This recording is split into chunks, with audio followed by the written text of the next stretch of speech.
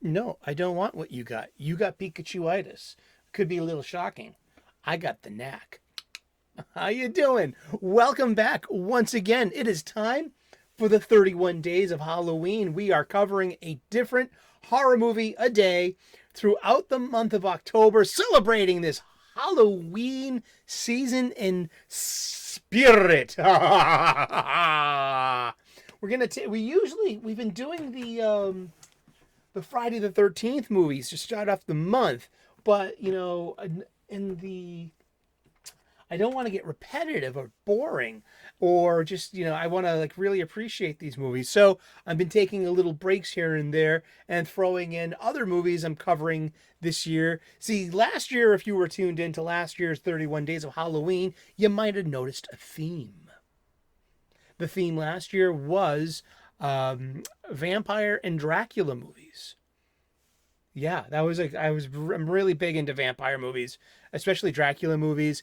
Now, you're like, hey, why the difference? Well, because all Dracula movies are vampire movies, but all vampire movies are not necessarily Dracula movies. And so I'll put the list here, the playlist. I'll put it here at the end of the show if you're interested, because I read a reread after all these years Bram Stoker's Dracula, also a book that preceded that by over a decade by Joseph Sheridan Le Fanu called Carmilla, which is one of the first vampire stories.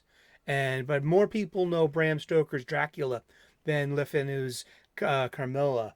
So and just the viva la difference in adaptation. And a big thing that we make today too in the fandoms over celebrated intellectual properties and enduring characters is respecting the lore and a continuity. And then to see how many liberties have been taken with the Dracula story from 1922's Nosferatu, and which had to for copyright reasons and stuff. It didn't, so they changed everything around, including the Count from Dracula to Count Orlok, from Dracula to Nosferatu, from Mina to Mary, I believe, and so it goes too.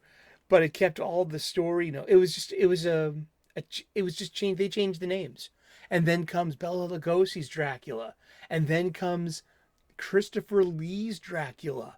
And then, so we did a few different versions of Dracula. I'm returning to some vampire movies next year. This year, we're really celebrating 70s and 80s slasher movies.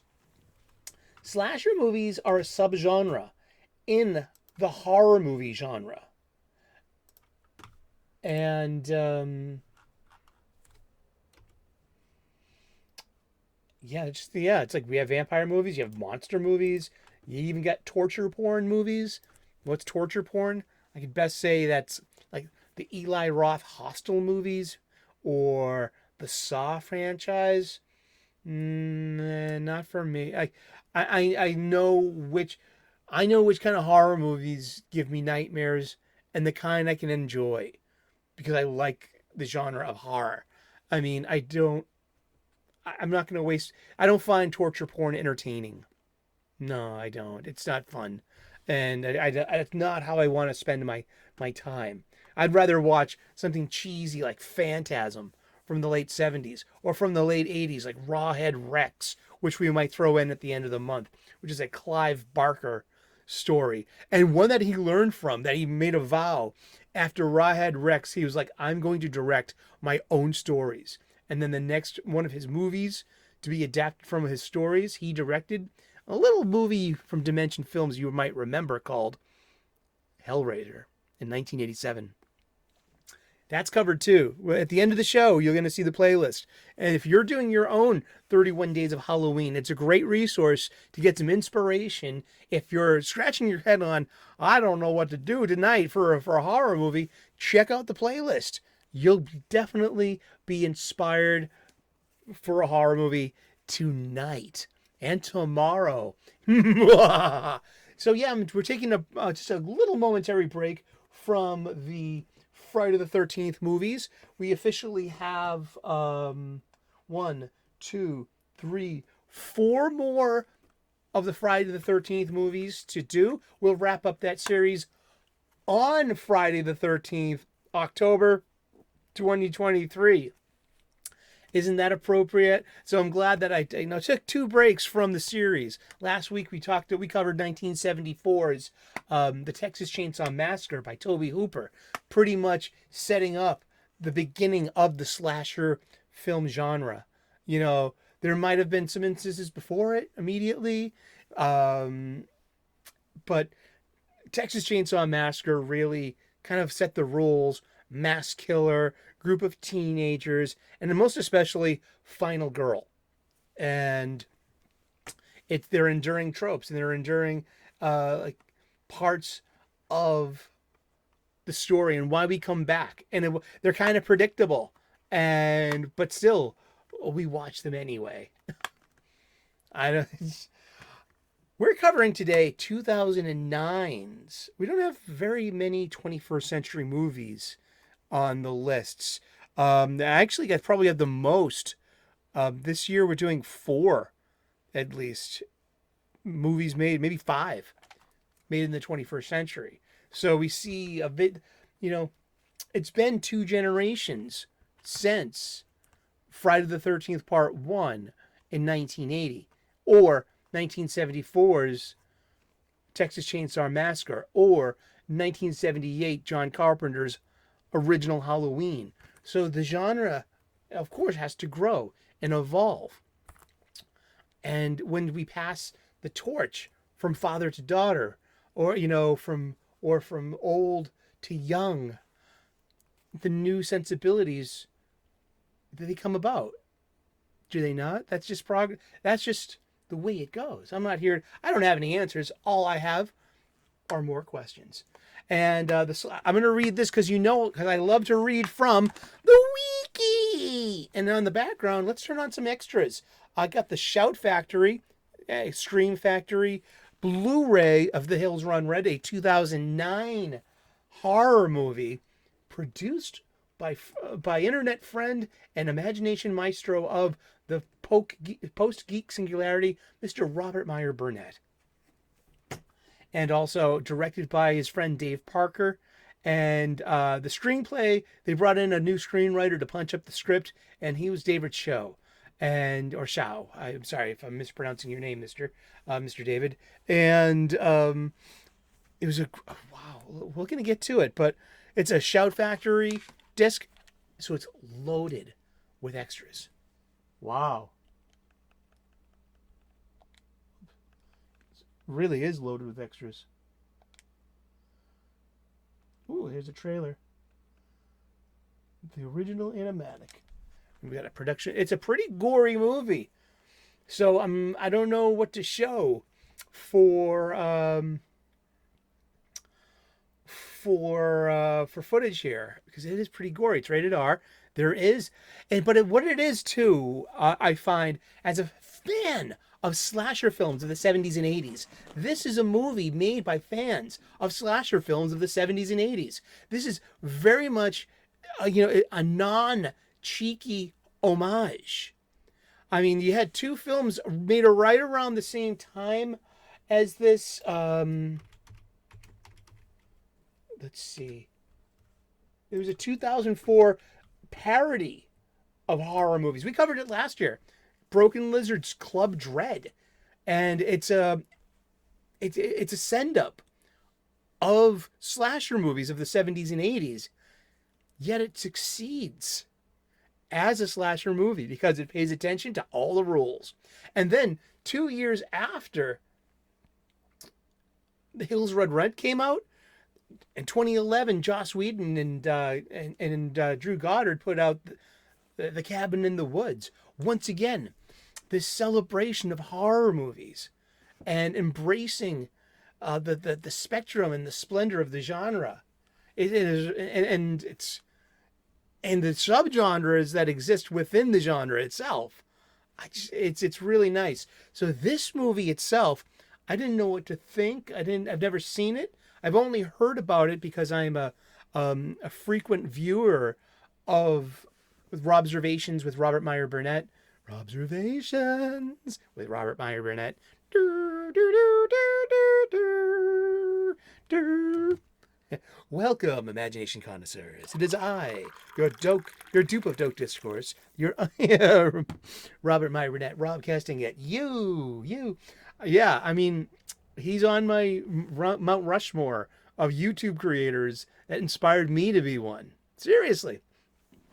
Also turned me on to the value of physical media and of eagle moss and having having 1/6 scales. He's been a very positive impact on me.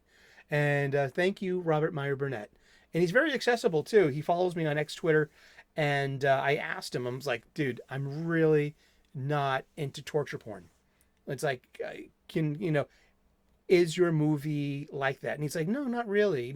There's some horrific moments. I won't lie to you. These are paraphrases, by the way.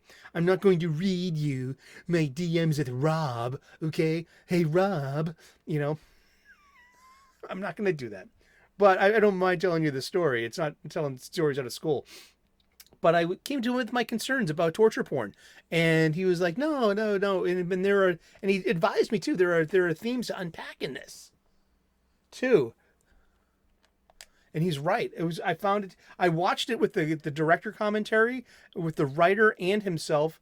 So all three of them, Dave Parker, David Cho, and Robert Meyer Burnett, doing a commentary track of the film. Really fun. It was a really good way to enjoy this film. What is this about? Let me tell you. Not to be confused with the 1966 spaghetti western called The Hills Run Red. No, not. But it's a 2009 film, and I'm going to read this from, you guessed it, the wiki. That's right, because we like to read wikis here. The Hills Run Red is a 2009 American slasher film directed by David Parker and written by David H. Shaw, starring Sophie Monk, Tad Hillenbrink, and William Sadler. Ooh, good casting there. The film was released as direct-to-DVD on September 29th, 2009, and it received mixed reviews. The film focuses on a group of friends who attempt to find a lost horror film titled The Hills Run Red, but they find themselves being stalked by the film's serial killer, Babyface, and discovering a horrifying secret about the film they seek. So you have this group of three friends, the two filmmakers and the girlfriend who, she works the boom mic, and she loves her boyfriend, and she's along for this, and they meet the daughter of the director of this legendary lost, never released horror film called The Hills Run Red.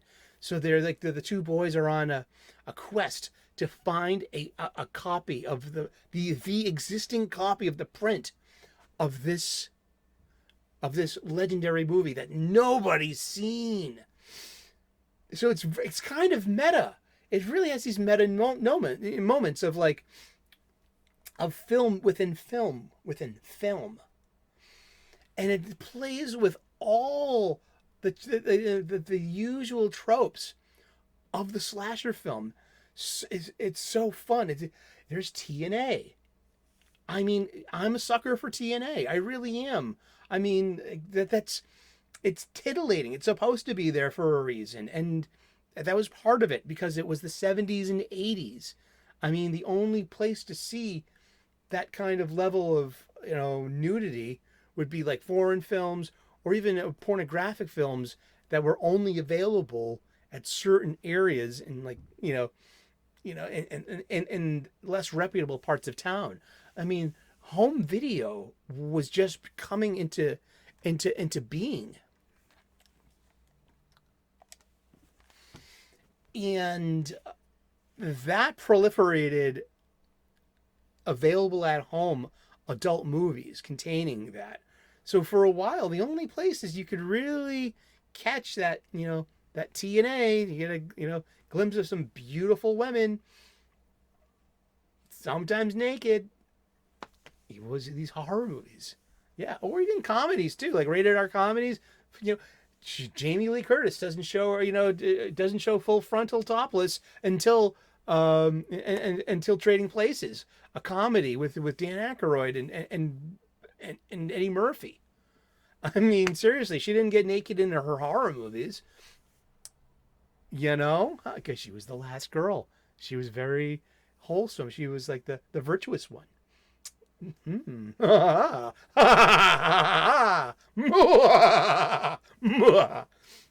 So, yeah, the film student Tyler is obsessed with the horror film The Hills Run Red, considered the scariest movie ever made, with the deranged serial killer Babyface in the lead role. So we have the silent masked killer in this, and there's a one really funny kind of thing because one of the kids, Tyler and Lalo, I think Lalo brings a gun. So you have this whole Chekhov's gun notion. Chekhov's gun is this thing. If you show a gun in Act 1, you got to be using it by Act 2 or 3. You have to. It's the rules, you know? So Lalo's gun is used. Let's see here. This is Robert Meyer Burnett. There he is. Oh, look how young you are, Rob. And he's on location in Bulgaria, surrounded by the practical effects. There's only a few CGI enhanced effects, but mostly this is pretty good practical effects. They spent $5 million. No, $4.5 million was the budget. It was an 81-minute running time. That's great. I mean, horror movies shouldn't be over 90 minutes. Not like these slasher movies should not be over 90 minutes, in my humble opinion. There's no need for that. 3 succinct acts, boom, boom, boom, great pacing. Don't waste story beats. No dead air. No pun. But yeah, that's Robert Meyer Burnett. And but there's this great scene where Lalo is confronting like Babyface. Is like, the whole thing where it's in Act 2, the stakes change. They're in the middle of the forest camping out. They're being pursued by a maniacal masked serial killer. And they're also tied up and threatened by a motorcycle gang, who then are dispatched by Babyface, the killer, who makes their presence known to the group, and then the hunting begins.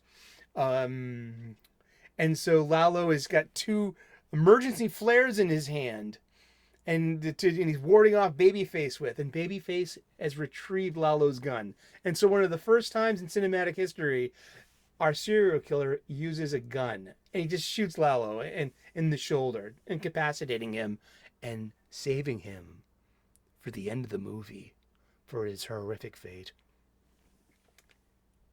As, a gory slasher film does to people, humans, indeed.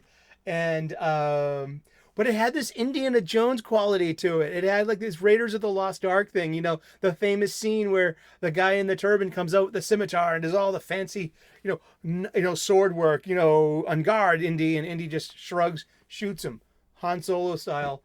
And it's just this great comedic moment from Raiders of the Lost Ark. Yet, I gotta say, this was a good movie. Like all the movie posters in the background were made in universe for the movie, and they were not existing movie posters. They were all made up for the film. I love that when that happens. And hello.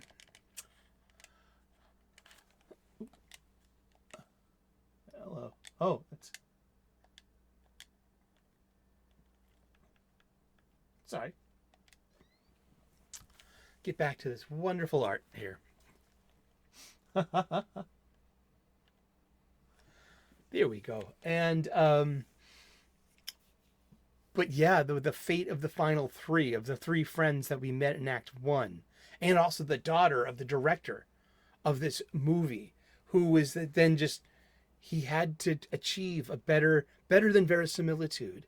He actually turns it, The Hills Run Red, the original, into a snuff film. And so I gotta say, best death scene in this horror movie has got to be the tree scene with the hooks, reminiscent and evocative of the original 1974 The Texas Chainsaw Massacre by Tobe Hooper. We have the victim is got hooks through her shoulders, and has been is splayed, spread eagle with barbed wire and rope, and there's high tension, heavy branch that's bowed down and lashed down by a piece of rope, which Babyface then cuts and cuts and cuts, and when it's done cutting, the branch springs forward with its mighty, might of physics and rips the poor victim in two. And we have one of our only evident CGI enhanced special effects in that moment, showing the splatter effect. But it was just, whoa, that's impressive. You got to have that one over the top, magnificent kill that stands out among the rest. And I gotta say too, because it's spoilers, full spoilers, sure. That the big bad of the movie ends up being the Act One, the daughter of the director, and you have this conflict in generations. So the daughter is literally filming everything in the background, making her own movie of her. It's her version of The Hills Run Red, and she's the one that's pulled in these three victims. And she paid off the motorcycle gang to come to them in Act Two and tie them up. And she's been in charge of Babyface, the serial killer, all this time. Because she was on the set of the original Hills Run Red, where her father started having, killing people on the set for that verisimilitude. And it's really well laid out.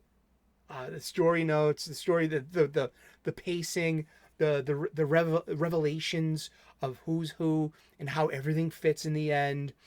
And also, this is the thing. So the father reveals himself in Act 3, and no one's seen him in years. So and he's having this argument with the daughter, who is Lalo. He survived his gunshot wound, and he's lashed to a chair in order to be, dispatched of in a very bloody way. But he's got a ball gag restraint, and he's given this harness where she can cut into his ribs and let his organs hang out. It is a send-up of the torture porn subgenre, that I hate. And it is about the director, the dad, saying, what are you doing here? There's no emotion here. There's no kind of tension. There's nothing driving behind the scene. This is torture porn. And the daughter is arguing with him, as in no, daddy, this is my movie. This is how it is done now. And I'm right and you're wrong. And I'm seeing this whole this generational clash that I experience too, because I hate torture porn. I love traditional slasher movies. And I picked up on that totally picked up on that story beat. And I'm very thankful for Robert Meyer Burnett for answering my question on a DM. And also just having the commentary track in order to help, I find that so enlightening and enriching to a movie. But yeah, so it addresses the torture porn problem. And since this was released in 2009, it was a decade before the release of Rian Johnson's Star Wars The Last Jedi, which made subversion of trope into a dirty word. And so we have a subversion of trope with the final girl by the end of the movie. And it's delicious, it's macabre, and it's totally in line with a good horror movie. As you can tell, I've had a great time with this movie, watching this movie, and talking about this movie. It probably has flown under your radar. Don't let it fly under your radar. Get The Hills Run Red. It's a really good movie. It's a really good slasher movie. It respects everything and adds its own unique flair to it. Thank you, Robert Meyer Burnett, Dave Parker, and David Shaw.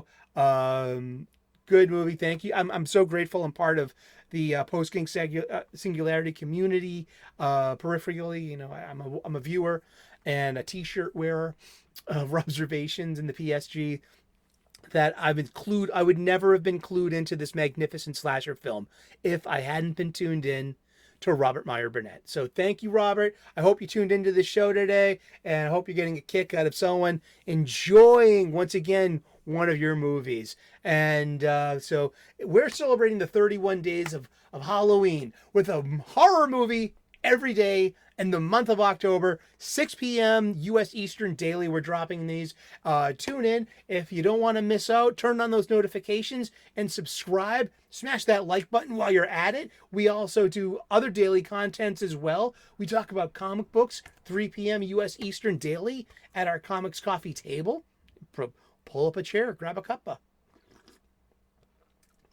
We also talk about spirituality and purpose and gratitude. I'm a professional chef. We talk about cooking a lot too. But this is our October special, our second annual 31 days of Halloween. And it's been a pleasure to have seen this movie. You know, it just, fans of 70s and 80s slasher movies, here's a solid recommendation for you. Thank you so very much. God bless, namaste, good luck, and we will see you again in that dark movie theater.